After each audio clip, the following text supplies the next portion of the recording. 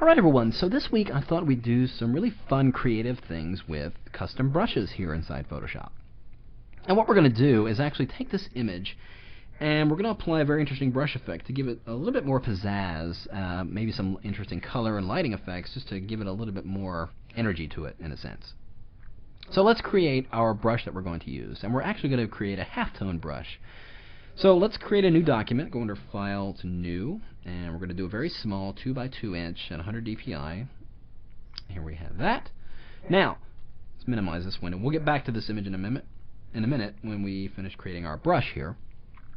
So in this file, I want to convert this layer for smart filters. So I'm simply going to go under the Filter menu, go to Convert for Smart Filters, which is basically it's turning that layer into a smart object is really all it's doing. So if I do that, you can see it turns into a smart object icon, and I'm going to double click that to open up that smart object. And we're going to create a very small gradient inside the smart object file here.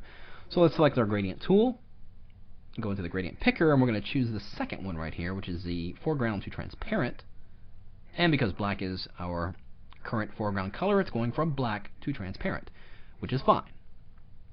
And I want to use a radial gradient, not the linear, but the second one right here, which is a radial. And just clicking in the center and dragging out just a little ways, not all the way to the edge, but just a little, about halfway between the middle and the outer edge. So click that and release it. It gives us a very small gradient there.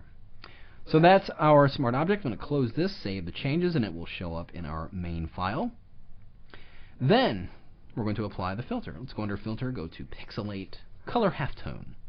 Now I'm going to click Default here. You can see by default this comes up with a max radius of 8, and you've got these settings here for each of the channels to offset the halftone dot pattern. I don't want it to do that. I'm going to actually set all of these to 0. Let's go to 0 tab, 0 tab, 0 tab. Now change this max radius to 10, and then we'll hit OK, and you can see what happens is that it creates a very uniform looking dot pattern. Well, here in the center, those dots are a little close to each other. They're actually touching. They're actually overlapping each other. I don't quite want it to do that. I want it to be a little bit more spaced. So, because this is a smart object with smart filters applied, I don't have to go all the way back to the beginning and start over. I can actually go back into the smart object here and just adjust the gradient here. I'm going to actually bring up my levels dialog by pressing Command or Control L. And I'm just going to take the middle gray slider here and just push it over to the left just a little until that middle really dark area is not so dense. Just about like that. Hit OK, close the document, save the changes, and it will update in my file, and you can see those dots are a little bit more spaced out. They're not touching each other so much. So now let's create our brush. Go here to my toolbar, select the Marquee tool, click inside the white area. You can see it selects everything but those dots, but it is in fact the dots that I want to be selected. So I'm simply going to go under the Select menu, go to Inverse, and now those dots are selected. Go under the Edit menu, down to Define Brush Preset. Let's give it a name, Halftone. Lovely. And our brush is created. So I'm going to minimize this file. We don't need it for now. Let's bring back up our little party girl image here. And let's apply our settings, or our really cool dazzling brush. Let's create a new layer, and we're going to get the rectangular marquee tool and draw a small rectangular shape right along the bottom here. Not all the way, not the full length across, just a partial part of the way. And inside that selection, we're going to actually apply a gradient. Let's go and select our gradient tool again, click on the gradient preview there to bring up the gradient editor. And I want this gradient right here, this kind of multicolored rainbow looking gradient. So I'll select that and hit OK. Holding down my Shift key, I'm going to drag from the top of the selection here down to the bottom. And we are obviously still set on the radial gradient from before. I don't want that. So I'm going to actually undo that. Let's go up here and select the linear gradient tool. And let's try that again. Hold down the Shift key, drag from top to bottom. There it is. OK. Deselect that.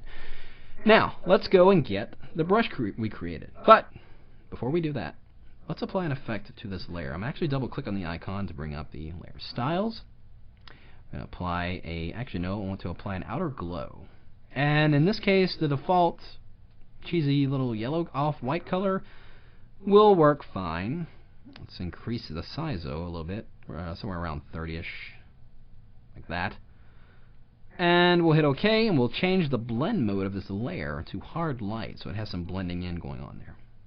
Now let's select our brush, and we're not going to use the brush tool, because we're not going to be painting with color. We're actually going to be smearing this particular shape, so we're going to use the smudge tool. So I'm going to click and select that, go and find our brush we created, which is right here. So with it selected, go in here, we want to make sure that the mode is set to normal, and that the strength of the smudge tool is set at 100%. Now if you remember, I did a 3D tubes tutorial using this very similar technique, and you just want to make sure that these settings are in place. We're going to bring up the brush options, and we don't want to have any of these checked. You don't want to have the smoothing on or anything like that, so I'm going to uncheck all these, except in this case I'm going to check on shape dynamics, because I am going to use the pin pressure here. You can see this is the control is set to pin pressure. I am in fact using a pressure sensitive tablet, which will affect the size as I'm painting my brush. Now, do you need a pressure sensitive tablet to do this technique? No, you do not.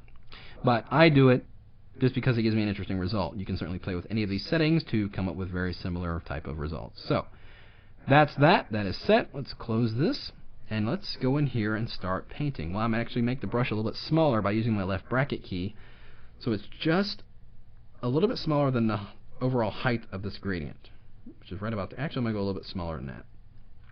Right about like that. Okay. So now, all I got to do is just click in any area of this gradient and just start clicking and dragging. And you can see, because of the multi lines of this brush, it's giving me a very interesting effect right there. So let's just kind of go like that. And maybe come in here in the bottom and just kind of do that. Oop. Zoomed out there. So you can see, if I double click to zoom in here, well actually let's bring, because of the nature of that brush, it's giving me a very interesting effect. It's smearing multiple layers of color, and those lines are giving me an interesting result in the end as well. So if I've got my lines drawn, now all I need to do is just kind of get rid of this box down here. I'm actually going to distort this box. I'm going to bring up my free transform and press the Command or Control T. I'm going to control or right click directly on the object and bring up distort, and drag each one of these corner handles down in very different positions, and increase the perspective here to give those lines there a little bit more interest into the direction they're going. Just press enter, and there I am done. So we've taken that halftone brush and smeared a gradient and give us a very interesting effect, and as you can see, it retained the glow and the blending mode that we applied to that original gradient shape. So you can see the possibilities here of taking a very simple shape with a gradient and smearing all kinds of really weird and interesting designs that you wouldn't be able to do with a regular brush. But by using that smudge tool in a very creative way, you can get a very interesting effect.